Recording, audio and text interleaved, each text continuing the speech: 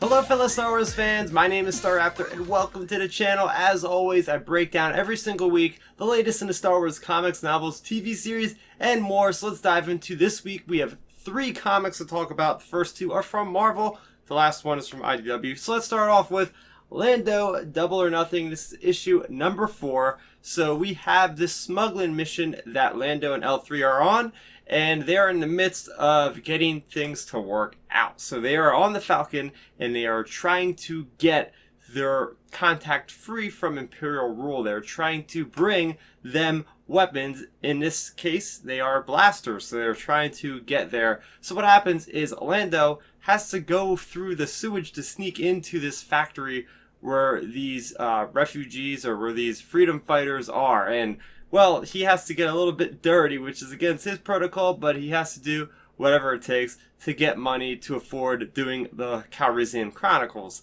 So we get there, and he gets up with his contact, and next thing you know, he sparks a rebellion. Can you believe it? Lando actually sparks a rebellion, and that's kind of where this issue leaves off. So I did like seeing Lando getting dirty. That's kind of like the complete opposite of what he would do, but hey, Lando deep down is a good guy. He's going to do whatever it takes to help somebody in need, even if it's not exactly in his favor. And seeing him in a leader position is very interesting. Seeing him do that really funny speech that inspired these people was super cool, especially because we know he's a leader in Return of the Jedi. He is a General Lando Calrissian. So here is one of those little instances leading up to those years in the future where we see that he has leadership potential. Next up, we have Poe Dameron, annual number 2, as always with annual issues. These are a little bit larger, and they don't pertain to the current arc in Poe Dameron. So no, this isn't the continuation of issue number 30. We aren't at that cliffhanger. We're at a completely new story. This one goes back sometime. We're not sure exactly what, but we have Black Squadron, who's already been formed at this point. We have Poe Dameron leading them. They are tasked on a mission by General Leia Organa to get more supplies, to get more resources for the Resistance, because remember, they are not really sanctioned by the Republic, so they have to do their own kind of thing to get by. So they have learned about this special crate that is being kind of auctioned off by these freebooter people, and they are having an interest in this because it's going to be worth a lot of money, and then they can turn around and sell this and make a lot of profit. So they Leia is sending none other than Poe Dameron, of course, along with Black Squadron to go and get this. They are using indescript fighters and whatnot so that they don't risk the attention of the First Order, so that no one knows that they are the Resistance. In the meantime, on this ship that is also trying to get this kind of very valuable loot is none other than Han Solo and Chewbacca. Again, this is before the events of The Force Awakens. It is mentioned in the opening kind of statements here that Han Solo is going back to his smuggling roots. So there's kind of a conflict of interest because you have Poe Dameron, who's trying to get this loot, as well as Han Solo. And the interesting thing is that neither of them actually ever meet up. We have Han Solo who's sneaking aboard the ship as a First Order officer to make the deal. It doesn't go exactly as planned, as you could figure out that it didn't work in A New Hope, and it's not going to work here with him as a First Order officer. He gets made. There's gunfire everywhere. Then you have Poe Dameron leading Black Squadron. They ionize the entire freighter there, get on, and it's known by Han Solo that he realizes what exactly the treasure is and says, oh, it's a link to Leia. I'm going to make it easier for Poe to get this information back to Leia. So actually it's interesting because neither of these characters ever makes contact with each other, and I was interested in seeing if they would actually do that because maybe there would be some exposition that they would share, but it actually never happens. Han just lets them take it because he knows that even if he's not supporting Leia at this point, it's better for her to have it than him. He can find some other way to pay off the debts that he says he has. So getting more into what I liked about this issue is, first off, the first statement that Leia makes is that she says, once a long time ago, somebody said rebellions are built on hope. Yes, we have another reference to Jyn Erso. We've been getting a lot of references to her lately, which is awesome because I love Rogue One. I do like the nondescript fighters that Black Squadron uses to get onto this freighter to get the deal.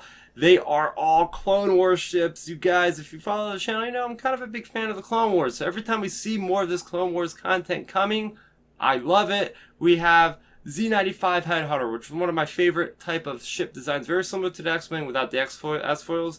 We have ARC 170s, again, one of my favorite ships. We have the ETA 2 Jedi Starfighter, which Jess Pava is flying and says, wow, this thing is hard to fly. Well, actually, no, it might be Care. Or no, I'm actually wrong on that account too. I think it's Stapp Wexley, who's a good pilot, and he can't even control. He said, I'm not a Jedi.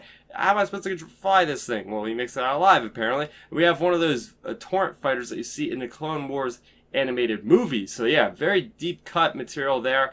Awesome. We're getting so much stuff with Clone Wars, with Battlefront 2, with these novels coming out, with all this extra cool stuff.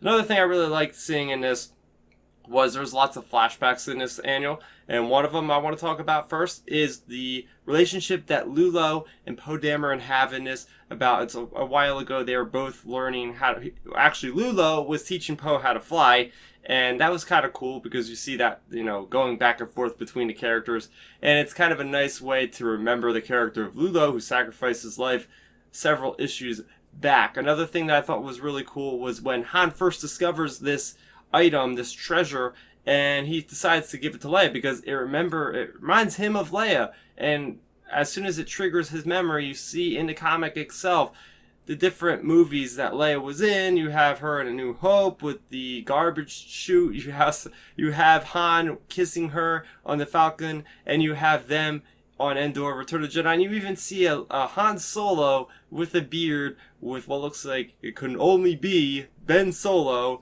So there's lots of cool stuff there, and kind of speaking more of in the past kind of things, you have a flashback to Leia, who discovers that the loot that everybody's trying to get is none other than some very important historical documents that relate to Alderaan. Obviously, it's been destroyed, so these things are very rare to come by. They were off the planet before it exploded. So she's looking back, and you see some images of her as a very little girl with Bail Organa. So it's a very heartwarming but also very sad thing. And something that also connects to that is just the means of getting the Resistance off its feet.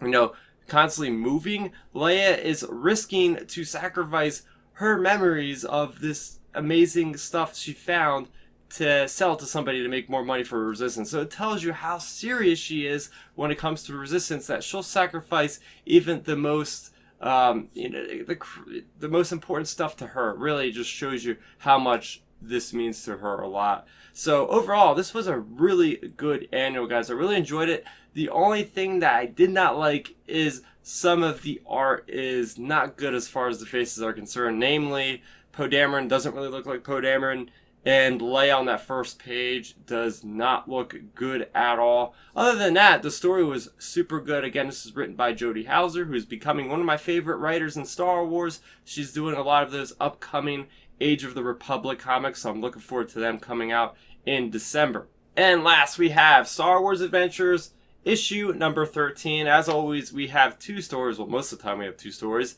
The first one being a continuation from issue number 12. This is Intermission Part 2. We have Anakin Skywalker with Padme.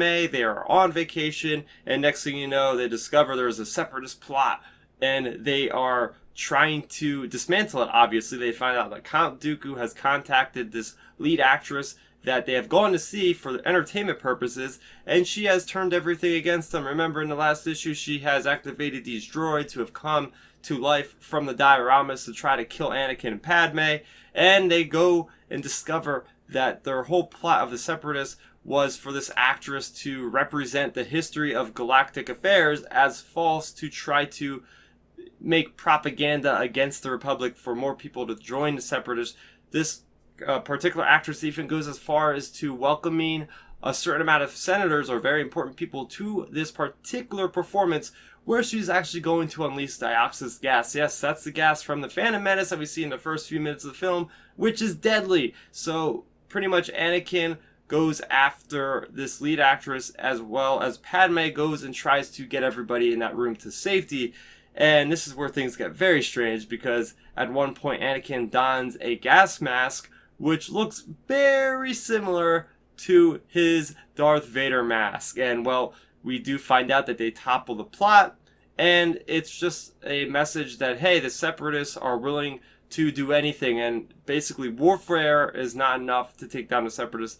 They have to also win over the hearts of the people as well. So something I liked about this is that, you know, this is a message saying that they can't win against the Separatists with just brutal tactics and brawn and numbers. So interesting comic there. I'm not sure if this is really canon or not. I think some of these stories are, but some of them definitely don't look they could be. And the next story we have in here is called The Blue Brothers, and it's named for the character of Max Rebo. That is that little blue elephant-looking Ortolan who is in Jabba's palace in Return of the Jedi, jamming on the keyboard. So we have him taking a little bit of a leave of absence from Jabba's palace, I guess, and he's walking around Maz Eisley, and next thing you know, he is starting to get hassled by a lot of people. We find out later on that he's been mistaken for his lookalike brother, who has now, you know, got him by the arm and chasing with him as they try to evade all these bounty hunters and these gunmen for hire for Jabba the Hutt, because apparently his brother has crossed Jabba,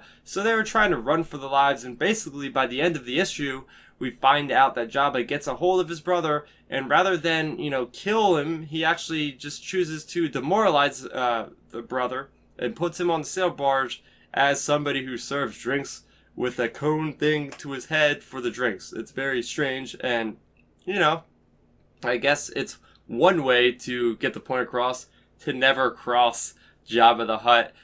There's lots of cool cameos in here, especially with Boba Fett as well as Boosh. So yeah, that was Star Wars Adventures issue number 13.